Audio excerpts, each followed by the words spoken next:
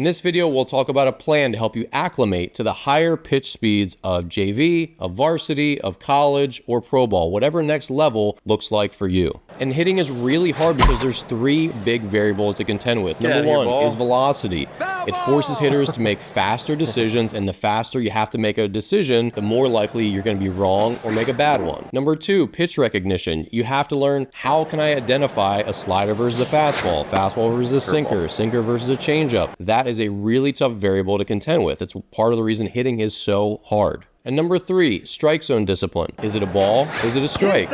And if it's a strike, is it a pitch that I believe I can drive? So this is a partner video with Win Reality. They have an amazing VR app for the Meta Quest headset, and you'll see me demonstrating a lot of this in their app throughout this video. And stick around to the end and I'll summarize everything that I think you should be doing to adjust to higher level pitching. All right, step 1, when you're trying to hit faster pitching, is let's just get down the timing. So in our example here, I'm gonna try to get acclimated to 90 miles per hour. So we're gonna make speed the only variable by setting the Win Reality app to pitch everything right down the middle. So I know I'm gonna swing, I know it's a good pitch to hit, all I have to worry about is getting my timing down. Once you spend enough time on this and you start to feel comfortable, like it's slowing down, then you can move on to step 2. Step 2, curveballs right down the middle. Again, our approach here is to add 1 variable at a time, to not overwhelm you with tons of different stuff, because that is when hitting gets messy and just overwhelming. And the thing about curveballs and sliders is that they get sharper, significantly sharper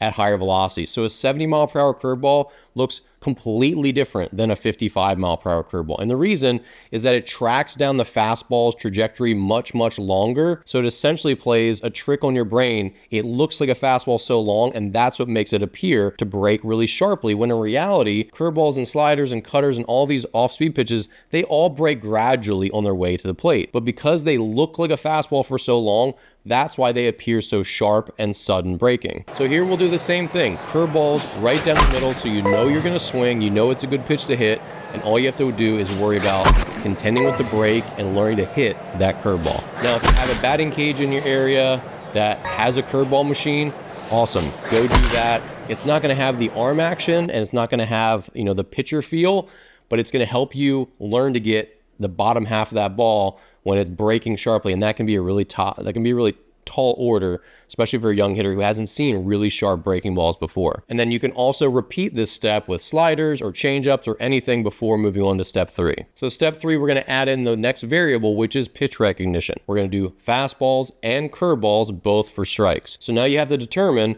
which pitch is coming as fast as you can to make a good swing decision and get your timing down, but we know they're all going to be strikes, so you know you're getting ready to hit. It's just about getting your body adjusted to whether it's, coming in at 90 for me or 75. And again, this is hard because there's fewer tells as speeds get higher. So again, adjusting from JV to varsity pitching, for example, it's not just that they're probably going to throw a third pitch now at that age, but they're also going to have more depth and sharpness to each breaking ball that they throw. So repeat this step if you want with fastballs and curveballs or fastballs and changeups, and then move on to the next. So the next step, we're going to add in 1 big variable again, and that is location. So it'll be fastballs and curveballs to all locations, not just strikes. So now you have to decide on pitch type. You have to contend with different pitch speeds, ball or strike, and then if it's a strike, is it a good strike for you to drive? This is where it's going to get a lot messier. This is probably going to be a bottleneck for many of you, where you're going to have to spend much more time at this stage, because it's essentially facing a really good 2-pitch pitcher. And our last step here, again, you can repeat the previous one with fastballs and sliders, fastballs and changeups, but our last step here is going to be all pitch types, all locations. And we're going to use the Win Reality exhibition mode, which is basically just like a game mode, a competition mode, where there's a pitcher, you've got a situation, maybe runners on second and third and 1 out, and you're trying to get those runners home and win the little game simulation. And this is your chance to use your approach. So for me, I'm gonna try to identify all the different pitch types, not because I wanna hit curveballs and I wanna hit sliders or hit changeups, I just wanna hit fastballs. So for me, I'm gonna be geared up for 90 to 95, and that's what I want to hit. And if I see breaking ball or I see changeup spin, I'm probably going to lay off and wait till I get my center cut fastball. That's my approach here in this game. And it's up to you to figure out what is your approach. You don't have to hit curveballs. You don't have to hit changeups or sliders. You can X those pitches out and say, you know what? If I see spin, I'm waiting for my fastball. Or you can say, hey, if I see spin up, I'm going to try to hammer that in the gap. You know, get yourself a hanging curveball, get yourself a hanging slider. And I'll tell you, as a former pro pitcher, the best hitters that I pitched against had the best plate discipline, and they really knew themselves. They knew that they were only going to swing at a pitch if it was in this little, maybe like volleyball-sized chunk of the strike zone. But really good hitters, they know themselves and what they can and can't do, and they have a game plan, a really good approach, and they stick to it. All right, so to summarize the full plan of what I think hitters should be doing to acclimate to higher speeds and to move up a level, number one is you absolutely do need to do tee and drill work to work on your swing. If you have a long swing, a loopy swing, where your hands drop, you have a lot of excess movement, you open up too soon, whatever it is, that stuff needs to get better because higher speeds are going to expose the flaws in your swing.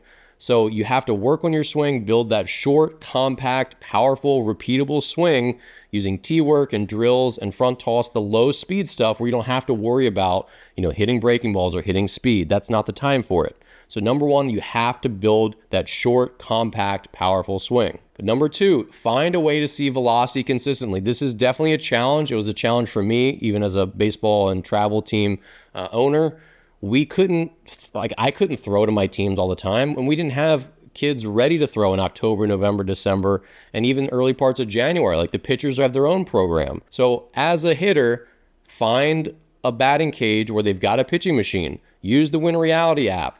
Or if you've got some old brother or someone who can throw you some heaters in the cage, great. But see velocity as often as you can. It'll help you get comfortable with it, and it'll help your eyes adjust. And number three, hit off live pitching as much as you can.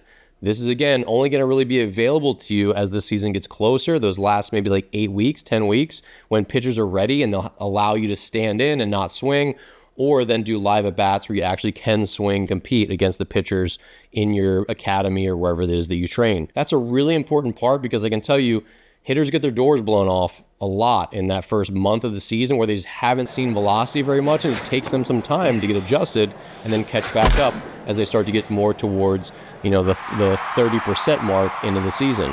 But if you can shorten that curve and be really good and ready to hit velocity out of the gate, all the better you can make that strong impression and win that starting job even at a higher level. And just remember, I want to say this one more time, having a great swing does not make you a great hitter. There are good swings, and you have to take that good swing and you have to learn how to get the barrel to the ball. And that is the hard part. There are more kids than ever who have great exit velocity and nice looking swings on Instagram, but they can't hit in games. Don't be one of those kids.